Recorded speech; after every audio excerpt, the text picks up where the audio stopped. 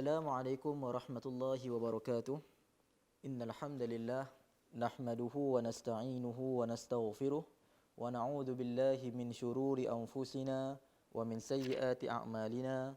Man yahdihillahu fala mudilla lahu wa man yudlilhu fala hadiyalah. Asyhadu an la ilaha illallah wahdahu la syarika lah wa asyhadu anna Muhammadan 'abduhu wa rasuluh, amma ba'd. Muslimin dan muslimat yang dirahmati dan dikasihi Allah Subhanahu wa taala sekalian, alhamdulillah pertama kali dan selama-lamanya kita merafakkan setinggi-tinggi kesyukuran kepada Allah Subhanahu wa taala kerana dengan limpah dan kurnianya kita masih lagi diberikan kekuatan untuk sama-sama kita mendengar perkongsian ilmu, sama-sama kita istiqamah dalam menuntut ilmu. Tak kira walaupun kita berada di rumah, walaupun kita berada di tempat kerja, Allah Ta'ala memberikan kemudahan kepada kita untuk mendengar ceramah agama melalui Facebook Live. Jadi dalam hadis Nabi SAW, baginda Nabi SAW ada bersabda, "Man salaka tariqan yaltamisu fihi ilma, sahhalallahu lahu bihi tariqan ilal jannah." Barang siapa yang menempuh satu jalan dalam menuntut ilmu, maka Allah Subhanahu wa taala akan mempermudahkan baginya jalan ke syurga. Jadi tuan-tuan dan puan-puan, hadirin dan hadirat dirahmati Allah sekalian, insya-Allah pada malam ini saya akan berkongsi dengan tuan-tuan dan puan-puan tentang satu hadis yang cukup menarik, satu hadis yang cukup memberikan rangsangan kepada kita untuk mendekatkan diri kepada Allah, iaitu hadis ke-10 daripada kitab hadis 40 Al-Imam An-Nawawi rahimahullah. An Abi Hurairah radhiyallahu anhu qala Rasulullah sallallahu alaihi wasallam, innallaha ta'ala tayyib la yaqbalu illa tayyiba wa innallaha amara al-mu'minin bima amara bihil mursalin faqala ta'ala ya ayyuhar rusul kulu minat tayyibati wa'malu salihan wa qala ta'ala يا أيها الذين آمنوا كلوا من طيبات ما رزقناكم ثم ذكر الرجل يطيل السفر أشعث أغبر يمد يديه إلى السماء يا رب ومطعمه حرام ومشربه حرام وملبسه حرام وغذي بالحرام فأنى يستجاب لذلك. Hadis riwayat Muslim, rawahu Muslim.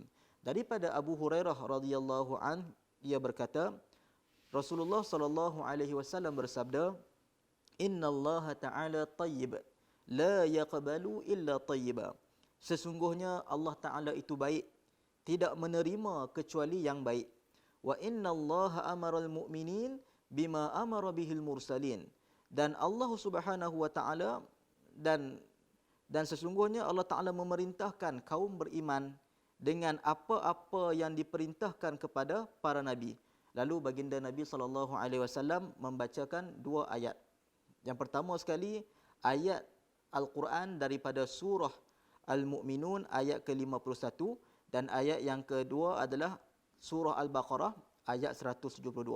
Yang mana Allah Ta'ala menyebutkan, wahai para rasul, makanlah yang baik-baik dan kerjakanlah amal saleh. Surah Al-Mu'minun ayat ke-51. Dan membaca ayat, wahai orang-orang yang beriman, makanlah yang baik-baik daripada apa yang kami rezekikan kepada kalian. Surah Al-Baqarah ayat 172. Lalu baginda Nabi SAW menyebutkan tentang seorang lelaki dalam sebuah perjalanan yang jauh. Thumma dzakara rajula yutilus safar. Diceritakan tentang seorang lelaki yang jauh perjalanannya.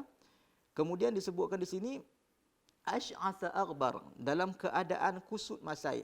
Yamuddu yadayhi ila sama, dia mengangkat tangan dia ke langit. Kemudian dia menyatakan ya Rabb, ya Rabb, wahai Tuhan, wahai Tuhan. Wa mat'amuhu haram wa mashrabuhu haram wa malbasuhu haram wa ghudhiya bil haram fa anna yustajabu lah. Sedangkan makanannya haram, minumannya haram, pakaiannya haram, dan dia dikenyangkan dengan yang haram, maka bagaimana doanya boleh dikabulkan? Hadis riwayat Muslim. Dan tuan-tuan dan puan-puan yang dirahmati Allah Subhanahu wa taala, secara umumnya hadis ini ada beberapa poin penting yang perlu kita jelaskan terlebih dahulu sebelum kita membahaskannya dengan panjang lebar. Yang pertama sekali tuan-tuan dan puan-puan, kandungan hadis ini secara umumnya menjelaskan kepada kita bahawasanya Rasulullah sallallahu alaihi wasallam menyebutkan tentang Allah Subhanahu wa taala yang maha suci, yang maha baik, dan yang mana dengan itu dia tidak akan menerima perbuatan ataupun perkataan ataupun sedekah ataupun amal-amal perbuatan seseorang manusia kecuali daripada jalan yang suci dan baik juga. Itu yang pertama. Yang keduanya, tuan-tuan dan puan-puan, Allah Subhanahu wa taala memerintahkan para rasul serta orang-orang yang beriman untuk makan makanan yang halal. Untuk makan makanan yang halal lagi baik. Dan tuan-tuan dan puan-puan, pada prinsipnya perintah Allah Subhanahu wa taala kepada rasul dan juga kaum yang beriman adalah sama, kecuali sekiranya ada ayat-ayat yang mengkhususkan tentang sesuatu perbuatan hanya untuk Nabi sallallahu alaihi wasallam ataupun nabi-nabi yang lain. Jadi tuan-tuan dan puan-puan, ini ada perbincangannya. Yang ketiganya, tuan-tuan dan puan-puan, melalui hadis ini juga kita lihat Rasulullah sallallahu alaihi wasallam menyebutkan tentang adab dan juga sebab dikabulkan doa. Yang pertama sekali, adab dan sebab tersebut telah dipraktikkan di dalam hadis ini ketika mana Nabi sallallahu alaihi wasallam menyebutkan thumma dzakara ar-rajula yutilu as-safar ash'atha aghbar yamuddu yadayhi ila as-sama' ya rab ya rab. Jadi tuan-tuan dan puan-puan, daripada hadis ini antara adabnya yang pertama ataupun garis panduan untuk menjadikan doa kita ini mustajab adalah kita berdoa dalam keadaan kita berstatus musafir, berdoa dalam keadaan safar. Dan hal ini sesuai dengan hadis baginda Nabi sallallahu alaihi wasallam yang diriwayatkan daripada seorang sahabat Nabi, Abu Hurairah. Nabi sallallahu alaihi wasallam bersabda, "Thalathu da'awatin mustajabat." 3 doa yang mustajab. Yang pertama sekali adalah da'watul mazlum, doa orang yang dizalimi. Yang keduanya adalah wa da'watul musafir, doa orang musafir. Dan yang ketiganya adalah wa da'watul walid ala waladihi, doa seorang doa ibu dan ayah kepada anaknya, doa ayah kepada anaknya. Jadi tuan-tuan dan puan-puan dirahmati Allah Taala, ini di antara adab ataupun kita katakan di antara keadaan-keadaan yang menyebabkan seseorang itu diterima doanya. Antaranya adalah ketika mana musafir. Dan kita akan terangkan dengan lebih lanjut apakah yang dimaksudkan dengan musafir di sini. Adakah musafir secara umum ataupun musafir dalam rangka mengabdikan, beribadat kepada Allah Subhanahu wa taala. Itu yang pertama. Yang keduanya, di antara adab dalam berdoa adalah hendaklah kita berdoa kepada Allah Subhanahu wa taala dalam keadaan merendah diri. Sebab itu di dalam hadis ini disebutkan asy'atha aghbar, dalam keadaan kusut dan berdebu. Sebahagian ulama menyebutkan perkataan kusut dan berdebu ini dengan keadaan kita merendah diri di hadapan Allah Subhanahu wa taala. Dan hal ini sesuai dengan apa yang disebutkan oleh Nabi sallallahu alaihi wasallam melalui hadis yang diriwayatkan daripada Anas bin Malik, kam min asy'atha aghbara dhi timrain la yu'bahu lahu law aqsama 'ala Allah la abarrah.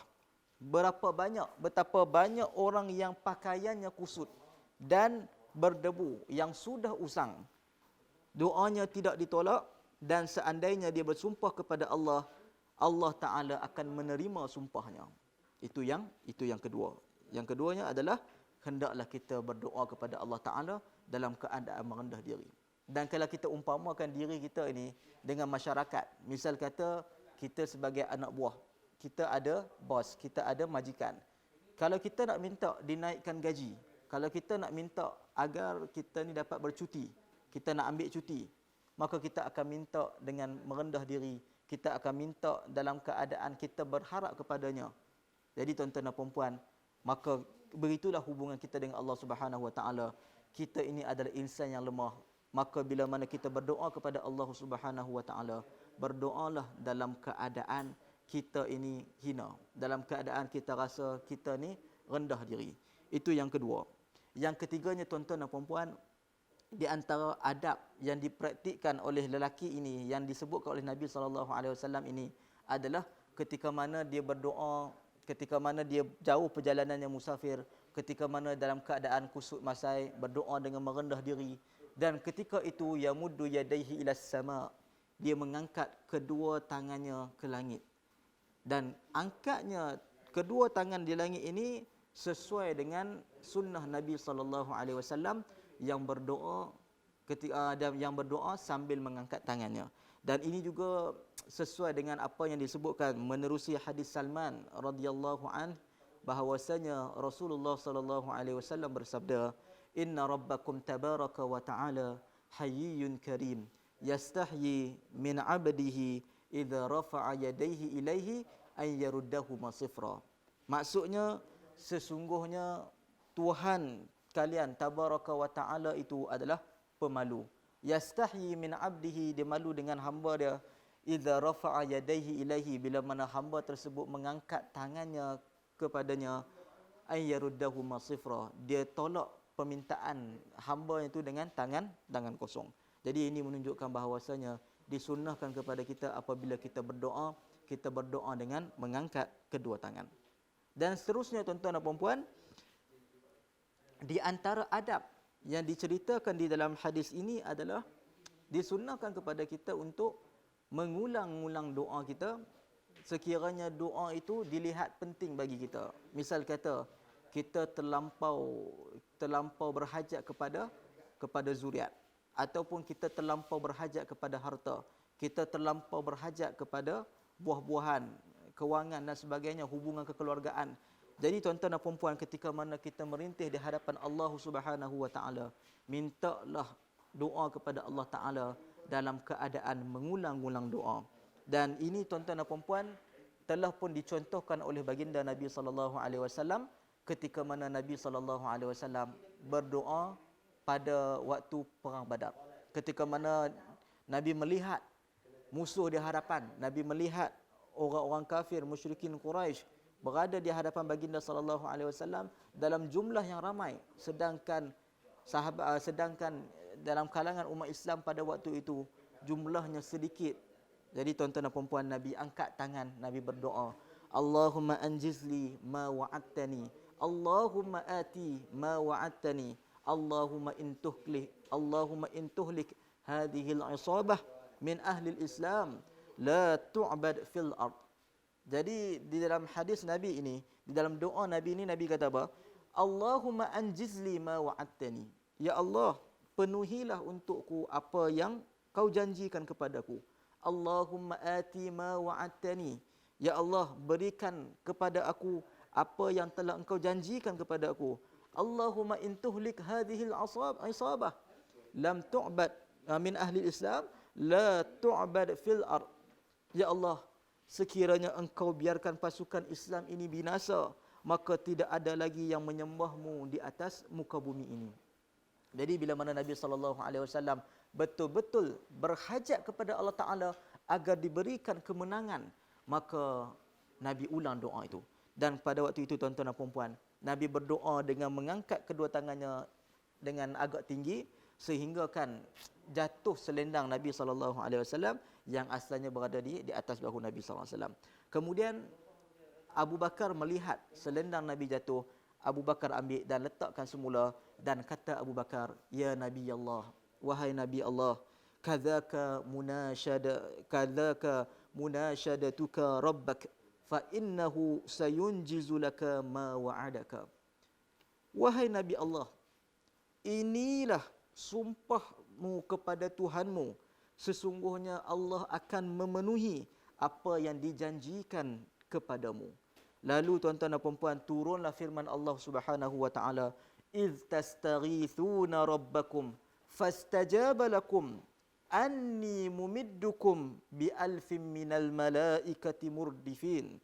Jadi tuan-tuan dan puan-puan, dalam surah Al-Anfal ayat 9 Allah Taala menyatakan, ingatlah ketika kamu memohon pertolongan kepada Tuhanmu, lalu diperkenankannya bagimu, sesungguhnya aku akan mendatangkan bala bantuan kepada kamu dengan 1000 malaikah yang datang berturut-turut. Jadi nampak bagaimana kesungguhan Nabi sallallahu alaihi wasallam, walaupun Nabi sallallahu alaihi wasallam adalah insan yang dekat dengan Allah Taala, tetapi tatkala Nabi SAW berdoa, Nabi doa dengan bersungguh-sungguh sehinggakan Nabi ulang doa yang sangat dihajatinya. Jadi tuan-tuan dan puan-puan, itu secara umumnya. Jadi tuan-tuan dan puan-puan, insya-Allah kita akan pergi satu persatu untuk memahami hadis ini dengan lebih mendalam. Kita pergi kepada kalimat yang pertama. Bila mana rangkaian yang pertama, bila mana Nabi SAW menyebutkan innallaha ta'ala tayyib. Sesungguhnya Allah Ta'ala itu baik. Sesungguhnya Allah Ta'ala itu suci. Jadi tuan-tuan dan puan-puan, berkenaan dengan rangkap ini telah dijelaskan oleh ramai ulama berkenaan dengan maksud Nabi SAW. Antaranya adalah Al-Qadhi Iyad rahimahullah.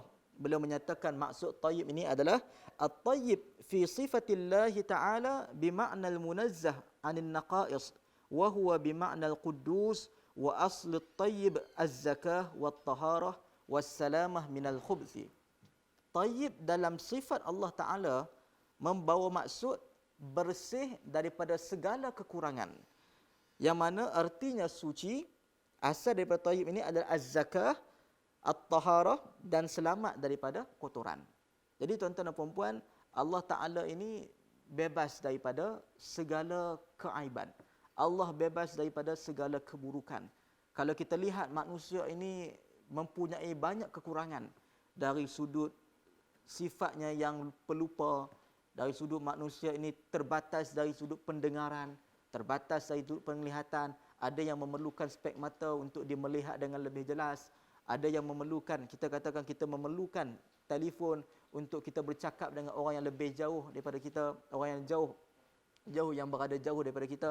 Jadi tuan-tuan dan puan-puan, Allah Subhanahu wa taala tidak ada langsung sifat-sifat kekurangan seperti yang saya sebutkan tadi. Kita melihat, tetapi penglihatan kita hanya terbatas pada kawasan-kawasan yang dekat. Tetapi Allah Ta'ala Maha melihat. Dia melihat segala benda. Dan begitu juga tuan-tuan dan puan-puan, Allah Ta'ala Maha mendengar. Tidak seperti mana kita mendengar, iaitu pendengaran kita sangat terbatas. Dan begitu juga Al-Imam Abul Abbas Al-Qurtubi, Imam Qurtubi juga menyatakan bahawasanya wa ala hadza fatayyib min asma'ihil husna. Atas dasar ini maka tayyib termasuk daripada Asmaul Husna.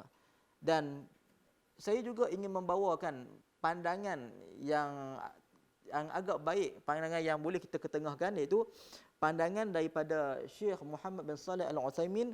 Beliau menyatakan bahawasanya makna hadis ini adalah tidak ada aib dan tidak ada kekurangan sedikit pun yang melekat pada Allah Jalla wa'ala. Maka Allah Azza wa Jal adalah tayyib pada zatnya, pada nama-namanya, sifatnya, hukum hakamnya dan perbuatannya, dan apa saja yang berasal daripada Allah Subhanahu wa taala. Semuanya tidak ada cacat pada sisi manapun. Itulah kita katakan maksud bagi rangkap innallaha ta'ala tayyib. Dan yang kemudiannya tuan-tuan dan puan-puan, lawan bagi tayyib ini adalah khabith. Lawan bagi baik, suci ini adalah khabith, iaitu buruk. Dan tuan-tuan dan puan-puan dirahmati Allah Subhanahu wa taala, kita pergi pula pada rangkap yang kedua. Kemudiannya, selanjutnya baginda Nabi SAW menyatakan la yaqbalu illa tayyiba. Dan Allah Taala tak menerima kecuali benda-benda yang baik. Apa maksud baginda Nabi SAW ini? Jadi kita lihat apa yang disebutkan oleh baginda ini disyarahkan oleh Syekh Ismail Al-Ansari rahimahullah. Beliau menyatakan maksud perkataan Nabi Allah Ta'ala tak menerima kecuali yang baik ialah dia adalah berupa amal-amal tanpa riak dan juga ujub dan mafsadah lainnya, dan juga berupa harta yang halal dan bersih. Jadi tuan-tuan dan puan-puan dirahmati Allah sekalian, Allah Ta'ala ini baik, dia tidak menerima kecuali yang baik. Maksud kata bila mana kita beribadah kepada Allah Ta'ala, ibadah itu adalah satu benda yang baik. Jangan kita cemari ibadat kita dengan niat yang buruk, dengan kelaku yang buruk, dan juga dengan melakukan perbuatan-perbuatan yang bercanggah dengan sunnah baginda Nabi sallallahu alaihi wasallam. Jadi tuan-tuan dan puan-puan, misal kata kita beribadat kepada Allah Ta'ala, kita menunaikan salat kepada Allah Ta'ala, kita berpuasa sunat, yang mana asal kita buat perbuatan itu adalah untuk Allah Subhanahu wa taala. tetapi lama kelamaan bila mana orang puji kita, orang meletakkan kepercayaan, orang meletakkan kita di tempat yang tinggi, kedudukan yang tinggi, kita jadi riak, kita jadi ujub, kita jadi takabur. Maka pada waktu itu tuan-tuan dan puan-puan, Allah tidak lagi menerima amal ibadat kita yang mana ada padanya riak, ada padanya ujub, dan ada padanya perasaan takabur, sombong diri. Jadi itu maksudnya. Dan begitu juga tuan-tuan dan puan-puan, kalau kita faham maksud ini dari sudut harta, bila mana kita nak melakukan amal jariah, kita nak bersedekah, kita menggunakan wang yang haram, misal kata kita mencuri, kita pergi rompak bank dan kita gunakan duit itu untuk bantu mangsa-mangsa COVID-19 misal kata. Ataupun kita ambil duit yang daripada orang lain, kita curi ke daripada rumah siapa-siapa, kemudian kita guna duit itu untuk bantu frontline, jamu makan dan sebagainya. Walaupun niat kita baik, walaupun niat tujuan kita baik, al-ghayah la tubarrirul wasail. Al-ghayah la tubarrirul wasilah. Tujuan tidak menghalalkan cara. Walaupun tujuan kita baik, tetapi cara tak kena, maka Allah Ta'ala tak terima. Misal kata juga tuan-tuan dan puan-puan, ada perbahasan yang dibawakan oleh Syekh Sabiq berkenaan dengan Syekh Syed Sabiq rahimahullah. Dia bawakan satu contoh berkenaan dengan orang yang pergi melakukan ibadat haji, pergi melaksanakan ibadat haji dengan menggunakan wang yang haram. Misal kata dia merompak ataupun dia ambil riba, dia berjudi dan sebagainya.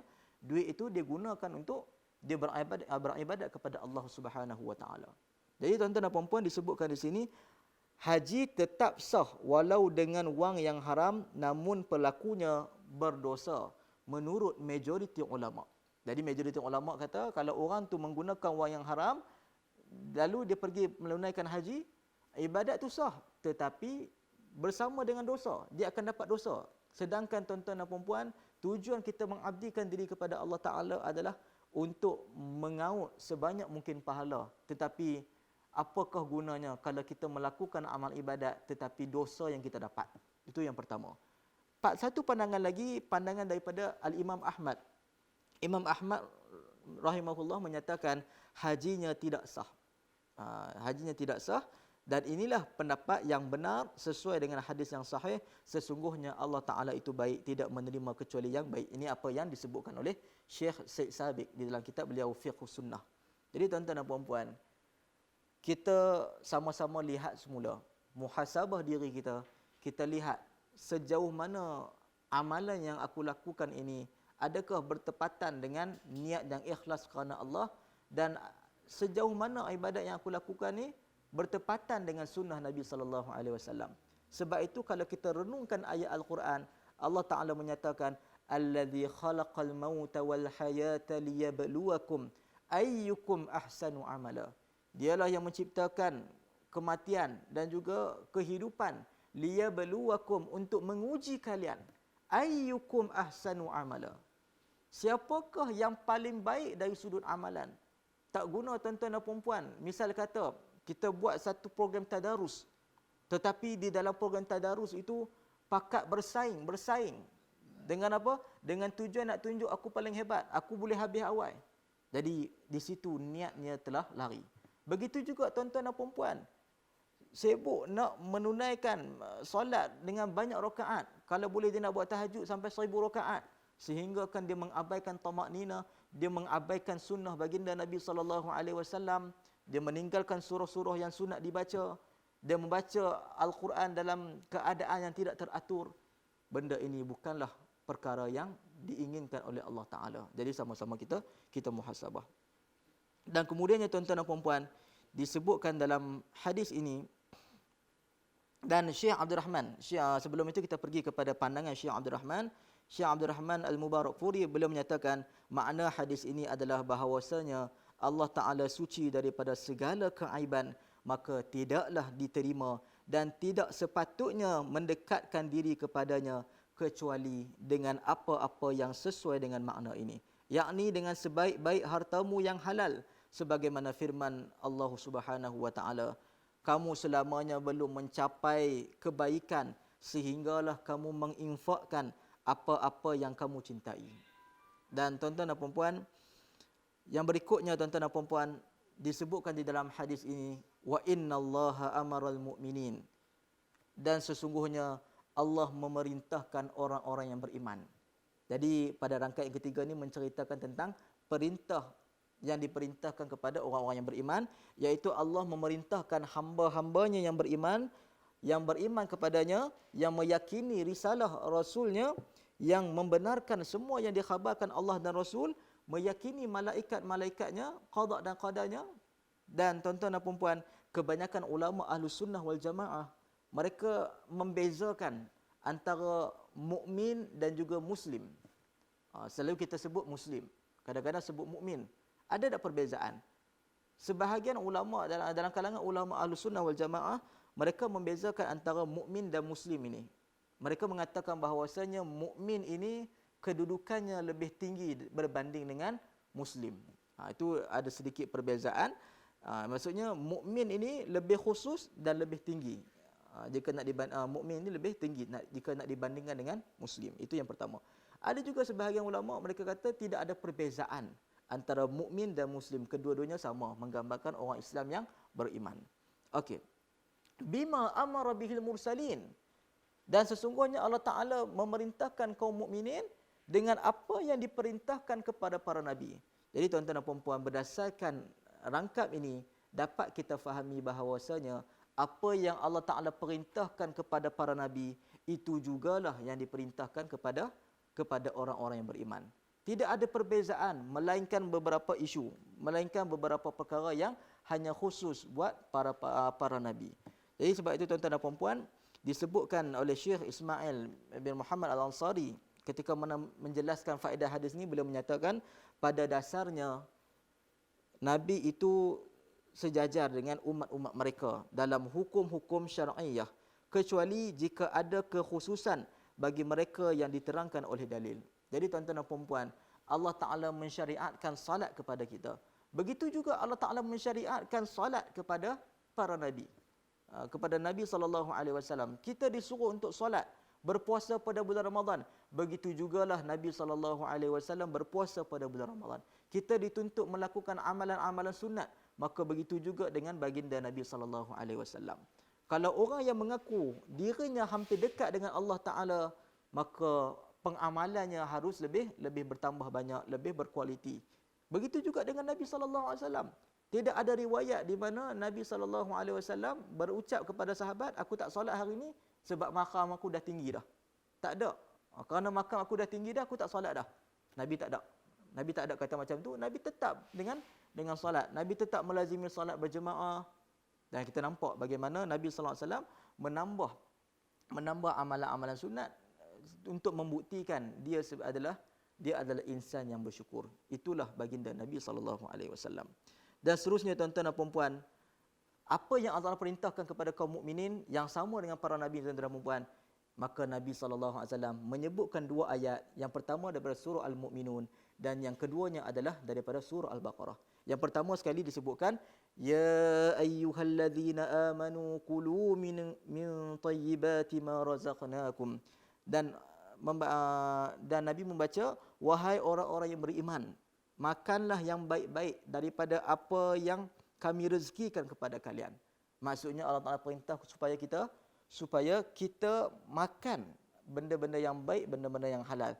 Dan begitu juga ayat selanjutnya yang dikutip oleh Nabi SAW yang merupakan penjelasan terhadap perkataannya, dan sesungguhnya Allah memerintahkan orang-orang yang beriman, dan ayat ini menegaskan jenis perintah kepada orang-orang yang beriman adalah sama dengan yang didapatkan oleh para nabi dan rasul, yakni makan benda yang baik dan makan benda yang halal. Dan begitu juga ada ayat yang lain, Allah Ta'ala sebut, ya ayyuhan nas, wahai para manusia, kulu mimma fil ardi halalan tayyiba. Makanlah apa yang ada di atas muka bumi ini yang baik lagi halal. Wala tattabi'u khutuwati syaitan, dan jangan ikut jejak langkah syaitan. Innahu lakum aduwwum mubin. Sesungguhnya mereka itu adalah musuh kamu yang nyata.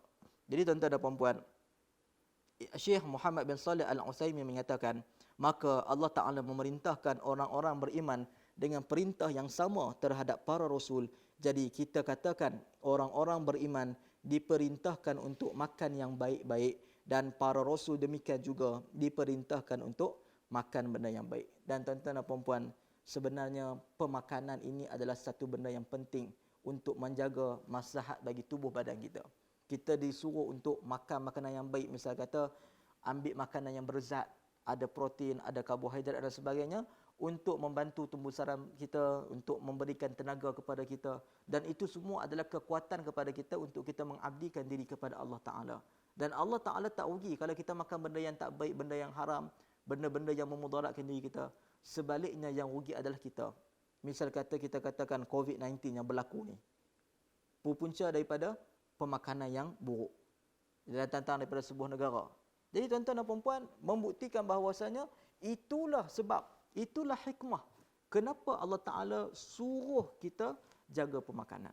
Dan pemakanan ini selain daripada dia terkait dengan masalah kesihatan tubuh badan kita, ia juga terkait dengan mustajabnya doa kita, terkabulnya doa kita. Sebab itu kemudian Nabi sallallahu alaihi wasallam bila mana Nabi baca 2 ayat berkenaan dengan perintah makan makanan yang baik dan halal, kemudian Nabi cerita kepada kita tentang seorang lelaki yang berdoa. Jadi tuan-tuan dan puan-puan, kita dah sebutkan tadi, disebutkan di sini thumma dzakara ar-rajula yutilus safar, disebutkan ada seorang lelaki dalam sebuah perjalanan.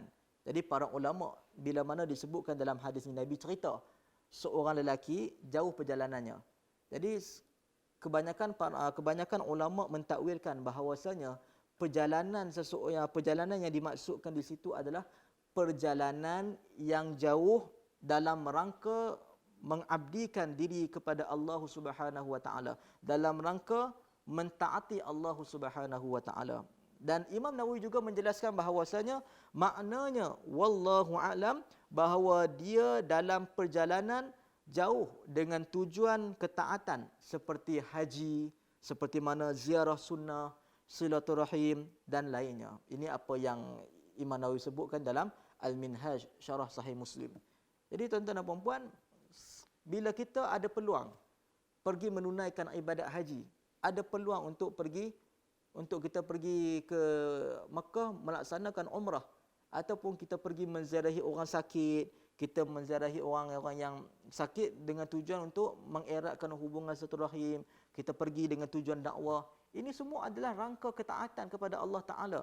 Maka di situ mustajabnya doa kita. Perbanyakkanlah doa kita ketika mana kita bermusafir dalam rangka ketaatan kepada Allah Ta'ala.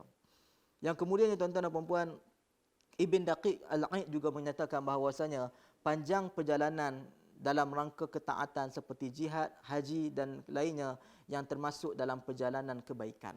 Jadi selagi mana kita katakan perjalanan itu membawa kepada tujuan yang baik, maka di situlah adanya mustajab doa itu. Kalau kita pergi satu perjalanan, tujuannya adalah untuk maksiat, maka di situ tidak ada kemustajaban doa di situ. Dan tuan-tuan dan puan-puan, Ibn Utsaimin juga menyatakan as-safar min asbabi ijabatid du'a. Safar ini adalah termasuk daripada sebab dikabulkan doa. Dan apatah lagi jika jauh perjalanannya. Okey tuan-tuan dan puan-puan, kemudian kita pun dah syarahkan tadi Asy'atha Aghbar, itu pun kita dah syarahkan bahawasanya maksudnya adalah iaitu rambut dan pakaiannya yang berdebu. Dan biasanya orang yang musafir tuan-tuan dan puan-puan, dalam ketika mana dia bermusafir, zaman dulu di padang pasir misal kata, kalau dia bermusafir, rambut berdebu, pakaian berdebu, dan ini juga tuan-tuan dan puan-puan ditakwilkan dengan perasaan rendah diri, dengan perasaan tawaduk dalam berdoa. Maka tuan-tuan dan puan-puan dirahmati Allah Ta'ala, minta ke Allah Ta'ala dalam kita rasa, kita sedar diri bahawasanya kita ini adalah hamba Allah yang banyak dosa. Bila mana kita berdoa kepada Allah Azza wa Jal, berdoa dalam keadaan kita menyedari bahawasanya kita ini hamba yang alpa, hamba yang banyak dosa, maka insya-Allah kita akan diperkenankan doa bila mana kita merendahkan diri kita ketika berdoa kepada Allah. Kemudian tuan-tuan dan puan-puan, yamuddu yadayhi ila sama. Ini juga menunjukkan bahawasanya sunnah untuk kita mengangkat tangan kita. Dan tuan-tuan dan puan-puan dirahmati Allah Ta'ala, ada beberapa hadis yang menceritakan bila Nabi SAW mengangkat kedua tangannya. Jadi tuan-tuan dan puan-puan, di antara contoh di antara contoh hadis Nabi SAW berkaitan dengan angkat tangan ini, Nabi pernah angkat tangan ketika mana Nabi doa menjelang perang. Pernah berlaku ketika mana nak perang, Nabi angkat tangan. Seperti mana yang disebutkan dalam sebuah hadis riwayat Muslim bahwasanya Umar bin Khattab radhiyallahu anhu menyatakan, lamma kana yaum badrin nazara Rasulullah sallallahu alaihi wasallam ila al-musyrikin wa hum alfun wa ashabuhu 319 rajulan fastaqbala Nabiyullah sallallahu alaihi wasallam al-qiblah thumma madda yadayhi faja'ala yahtifu bi rabbih Allahumma anjizli ma wa'adtani. Di hari ketika perang Badar, Rasulullah sallallahu alaihi wasallam memandang kaum musyrikin yang jumlahnya 1000 pasukan, dan pada saat itu sahabat-sahabat hanya ada lebih kurang 319. Dalam riwayat ini menyebutkan 319. Lalu Nabiullah sallallahu alaihi wasallam kemudiannya menadah tangannya dan lalu dia menguatkan suaranya dan memanggil Tuhannya, ya Allah, penuhilah untukku apa yang engkau janjikan kepadaku. Dan tuan-tuan dan puan-puan dirahmati Allah Subhanahu wa taala, disebutkan juga di dalam berkenaan dengan hadis ini, Imam Bukhari bila mana mendatangkan hadis ini, dia menyatakan bahawasanya ini merupakan dalil yang menunjukkan tentang disunnahkan berdoa kita angkat tangan secara mutlak. Bukan semata-mata perang, bukan semata-mata kita katakan dalam peristiwa yang Nabi buat, pada peristiwa yang lain pun kita angkat tangan. Jadi itu yang pertama. Yang keduanya, tuan-tuan dan puan-puan yang dirahmati Allah Subhanahu wa taala, Nabi SAW juga jika dilihat dalam berbagai riwayat yang ada, maka telah menjadi fakta bahawasanya Nabi SAW mengangkat kedua tangan. Kadang-kadang Nabi angkat tu dalam keadaan yang terlampau tinggi sehingga nampak putih ketiak Nabi SAW. Berkata Anas bin Malik radhiyallahu an, ia menyatakan, kana an-nabiy sallallahu alaihi wasallam la yarfa'u yadayhi fi syai'in min du'a'ihi illa fil istisqa wa innahu yarfa'u hatta yara bayadu ibtaihi. Adalah baginda Nabi sallallahu alaihi wasallam tidak pernah sedikit pun mengangkat tangan dalam berdoa kecuali ketika istisqa dia mengangkat tangannya dalam keadaan sampai terlihat putih ketiaknya, putih ketiak Nabi sallallahu alaihi wasallam. Menunjukkan apa? Nabi bila mana Nabi berdoa istisqa, Nabi angkat tinggi sehingga nampak. Sebab itu tuan-tuan dan puan-puan, baru-baru ni kita menghadapi suasana kemarau. Sebelum perintah kawalan pergerakan ni, peralih berapa bulan, lebih kurang 2 bulan ke tak turun hujan. Maka inisiatif Maibs, Daibs dan juga Jabatan Mufti dibuat bacaan doa istisqa ketika khutbah Jumaat. Jadi tuan-tuan dan puan-puan disunnahkan bagi para khatib untuk mengangkat tangannya. Bahkan dari kalau ikutkan sunnah Nabi sallallahu alaihi wasallam, Nabi angkat tinggi sehingga terlihat putih ketiak Nabi sallallahu alaihi wasallam, menunjukkan apa? Nabi angkat tinggi.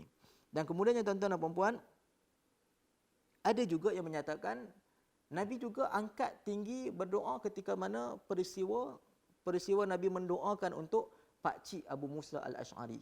Nabi angkat sehingga nampak putih ketiak baginda sallallahu alaihi wasallam.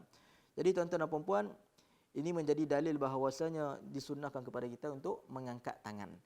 Ada beberapa keadaan yang perlu kepada kita untuk mengangkat tangan dan ada juga keadaan yang tidak perlu untuk kita angkat tangan. Misal kata ada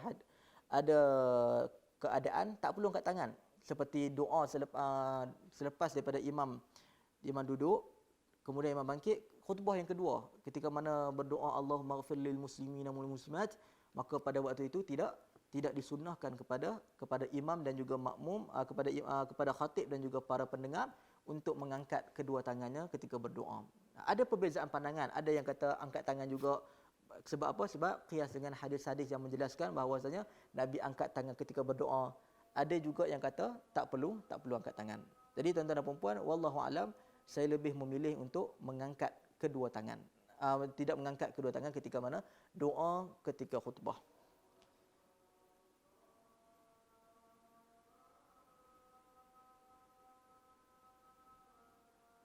Dan kemudiannya tuan-tuan dan puan-puan, berkenaan dengan doa ini tuan-tuan dan puan-puan, ada berlaku perbincangan dalam kalangan ulama tentang doa ini adakah kita berdoa kepada Allah Taala selepas solat ataupun sebelum kita ataupun di dalam solat. Jadi tuan-tuan dan puan-puan, sebenarnya yang menjadi kesepakatan ulama adalah doa yang mustajab itu adalah ketika mana dalam solat, ketika sujud, ketika sebelum memberi salaman akhir. Tetapi ada juga dalam kalangan ulama yang menyatakan bahawasanya sunnah untuk dibolehkan untuk kita berdoa selepas daripada salam. Cuma ada jugalah ulama-ulama yang yang mengatakan tidak sunnah. Antaranya Ibnul Qayyim, Ibn Taymiyah, Syekh bin Baz, bin Utsaimin dan sebagainya.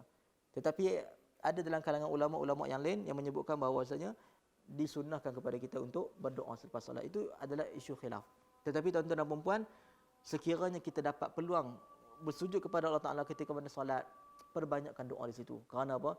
Itulah saat dekatnya seseorang hamba dengan Tuhannya.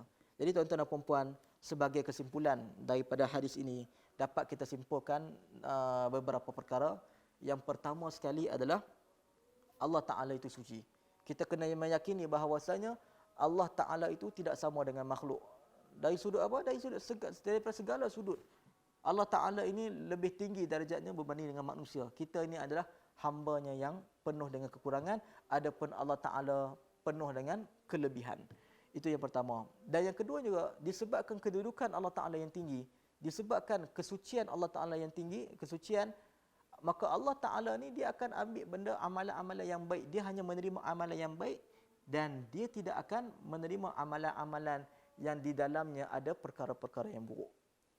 Seolah-olah kita katakan contohnya bersedekah tetapi menggunakan duit yang haram, menunaikan haji tetapi menggunakan wang riba, berjudi untuk bantu orang. Jadi tuan-tuan dan puan-puan, perkara ini tak diterima oleh Allah Subhanahu Wa Taala. Itu yang kedua.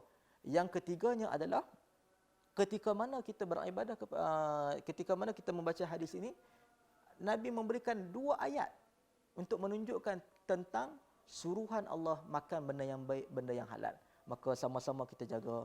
Di samping kita katakan kita duduk di rumah ni, pilih makanan yang elok, pilih makanan yang memberi kebaikan untuk tubuh badan. Jangan hanya memilih makanan-makanan yang boleh merosakkan badan kita dengan pengambilan gula yang berlebihan dan sebagainya. Yang tu kita kena jaga.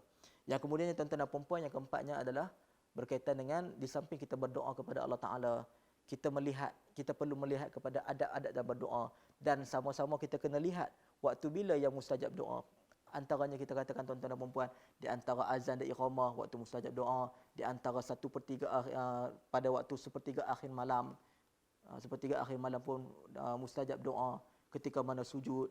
Jadi banyak tempat-tempat yang diceritakan oleh Nabi SAW yang mana mustajab doa yang boleh sama-sama untuk kita amalkan, insya-Allah. Jadi saya rasa mungkin setakat itu saja untuk hari ini.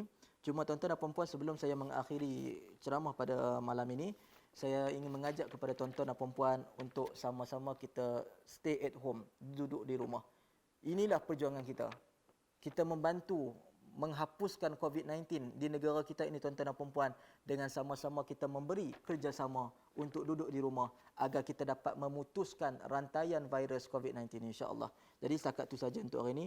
Aqulu qauli hadza wa astaghfirullahal azim li wa lakum. Assalamualaikum warahmatullahi wabarakatuh.